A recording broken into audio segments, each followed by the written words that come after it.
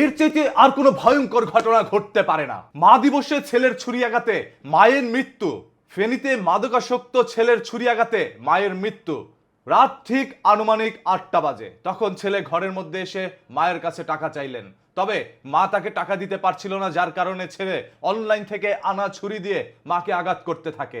ওই অবস্থায় মায়ের চিৎকার শুনে সেই ছেলের বোন এগিয়ে আসে। পরবর্তীতে বোনকেও করা হয় আঘাত। হঠাৎ করে ঘর থেকে চিৎকার শুনে 65 বছরের বাবা যখন এগিয়ে আসে তাদের বাঁচানোর জন্য, তখন সেই বাবাকেও করা হয় ছুরিয়াঘাত।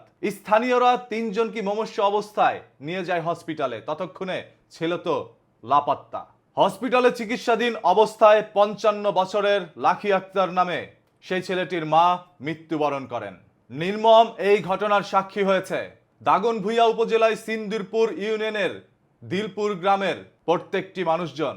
একবার চিন্তা করে দেখেন, যেখানে গতকাল ফেসবুকের মধ্যে ঢুকলেই মা দিবসের শুভেচ্ছায় যেন 6 লাভ, তবে সেই দিনেই একজন ছেলের ছুরিয়াঘাতেই একজন মায়ের মৃত্যু হয়েছে। এর চাইতে নির্মম কোনো ঘটনা, ভয়ঙ্কর কোনো ঘটনা হয়তোবা আর ঘটতে পারে না। যেই দিনে কথা ছিল ছেলেরা মা দিবসে মাকে জানাবে মা দিবসের শুভেচ্ছা, সেই দিনেই এরকম একটি ঘটনা ঘটে গিয়েছে। এখন ছোট্ট করে আমি আপনাদেরকে একটি কথা বলতে চাই, মাকে দিন নির্ধারণ করেই কেন শুভেচ্ছা জানাতে হবে শুধুমাত্র মা দিবসে? মায়ের জন্য কেন শুধুমাত্র একটি দিবস বানানো হয়েছে? প্রতিনিয়তই তো মাকে ভালোবাসার স্বরূপ শুভেচ্ছা জানানো যায়। তার থেকে নির্মম ঘটনা হচ্ছে এই মাদক কিভাবে মানুষের মস্তিষ্ক বিকৃত করে দিচ্ছে।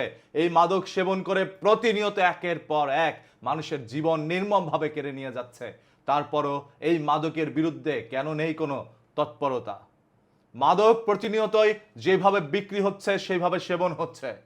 প্রকাশ্যে মানুষ দাঁড়িয়ে বলছে ইয়াবা লেলো, বাবা লেলো, গাঞ্জা লেলো, তারপরেও তাদেরকে ধরা হচ্ছে না। তাদেরকে ধরতে গেলে বেরিয়ে আসে তাদের পিছনে রয়েছে রাজনৈতিক মাদকদাতারা, যাদের কাছে গিয়ে আমরা নালিশ দিব, তারাই সেই মাদক সম্রাটদেরকে লালন করে। দুঃখের বিষয়, এরাই আবার একসময় হতে চায় আপনার এলাকার প্রতিনিধি। তাই যথাসম্ভব দ্রুত সেই সকল প্রতিনিধি যারা হতে চায় তাদেরকে আইন শৃঙ্খলা বাহিনীর কাছে ধরিয়ে দেন। আর যদি এতে করে আইন শৃঙ্খলা বাহিনী জড়িত থাকে, তাহলে প্রকাশ্যে সবকিছু নিজেরাই উন্মোচন করে দেন। প্রয়োজনে কিছুদিন গা ঢাকা দিয়ে থাকেন, তারপরও সত্য উন্মোচন করেন।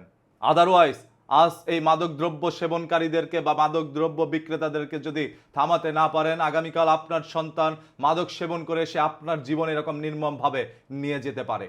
একবার চিন্তা করে দেখেন, অনলাইন থেকে ছুরি অর্ডার করে এনেছিল, তার নিজের মাকে কিভাবে নির্মমভাবে সরিয়ে দিবে সেই পরিকল্পনা তার আগে থেকে মাথায় ছিল। সেই প্রেক্ষাপটেই আনুমানিক রাত 8টার দিকে ঘরে ঢুকেই মাকে নির্মমভাবে সরিয়ে দেয়, এবং সেটাও মা দিবসে। এর চাইতে লজ্জাকর কোনো ঘটনা, এর চাইতে মর্মান্তিক কোনো ঘটনা আপনার জানা থাকলে কমেন্ট করে জানাতে পারেন।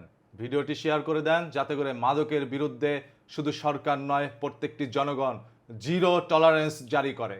যেখানেই দেখবেন মাদক সম্রাট, সেখানেই সবাই প্রতিবাদ করুন।